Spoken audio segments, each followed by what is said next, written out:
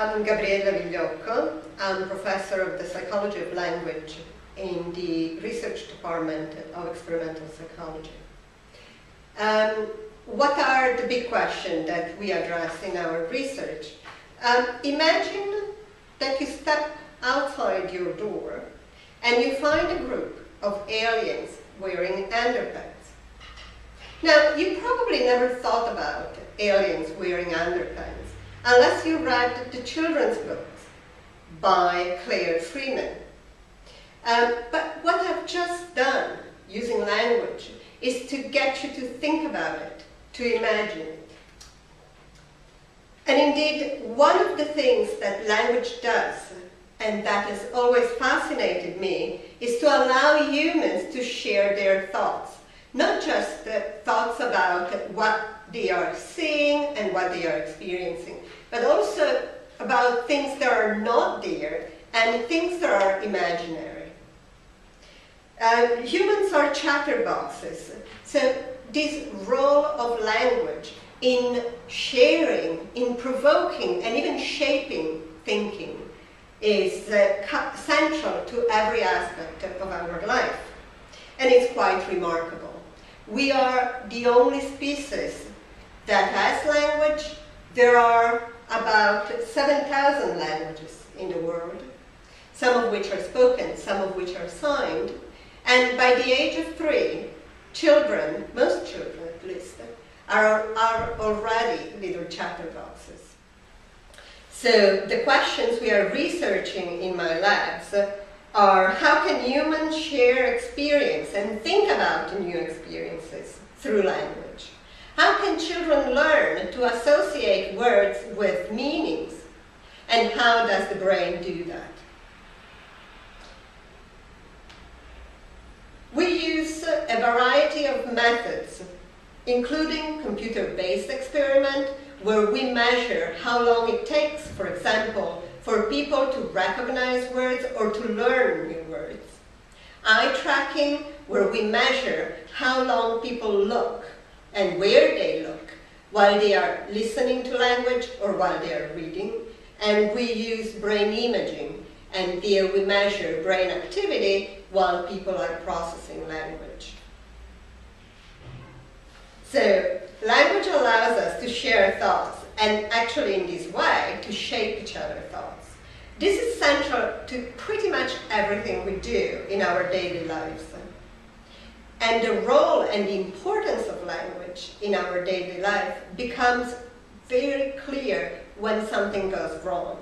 So, for example, when we are trying to communicate with someone who doesn't speak English, when we move to a new country and we need to learn a different language, or more dramatically, when we lose the ability to use language, for example, because of stroke. So, what do we know so far? Because the ability to use language to communicate thoughts is only present in humans, since the 50s, the dominant view has been that language must be special. It is an ability completely different from anything else that instead we share with other species, like our ability to perceive the world and our ability to act upon the world. Language is considered to be made of symbols and to be abstract. Now, if language is special and abstract, how would it be learned? Again, the traditional view is that it must be embedded in our genes. There must be something in our gene that is a precursor of our ability to learn and to use a language. So, an alternative view that has been around for a long time, but only more recently has gained momentum, is the idea that language has evolved from our systems for action and perception, and it's processed in neural networks that overlap with perception and action. So, for example, if someone tells you about how to use a tool, you will understand what they are saying by activating your motor system, just as if you were using that tool. If someone tells you about how an object looks, You will understand what they are saying by activating your perceptual system just as if you would be looking at that object. Now, my lab has so far provided some of the critical evidence in support of this alternative view. A challenge for this alternative embodied view is how we learn and process words that do not refer to something we can see or act upon, abstract words like idea, culture, and freedom. These abstract words do not clearly rely on our perception and our action.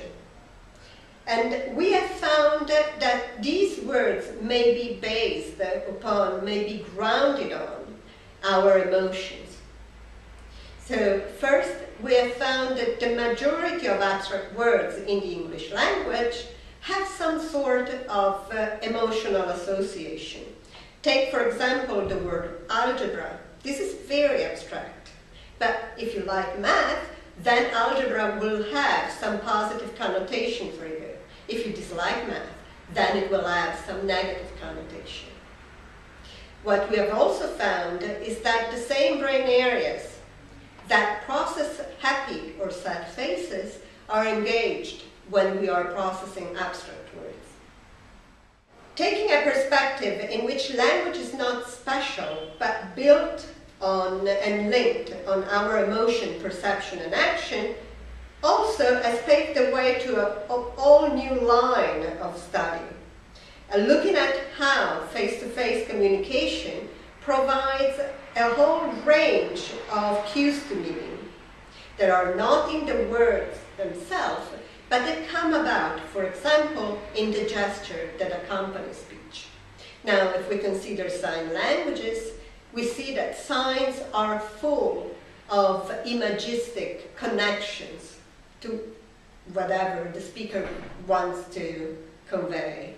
If we take spoken languages, we have that gestures that accompany speech also are linked very clearly to meaning, as for example, when a speaker talks about a ball, making a round gesture like this one. Work in my laboratory is showing that this additional information is used by listeners when understanding language and actually may play a critical role in language development.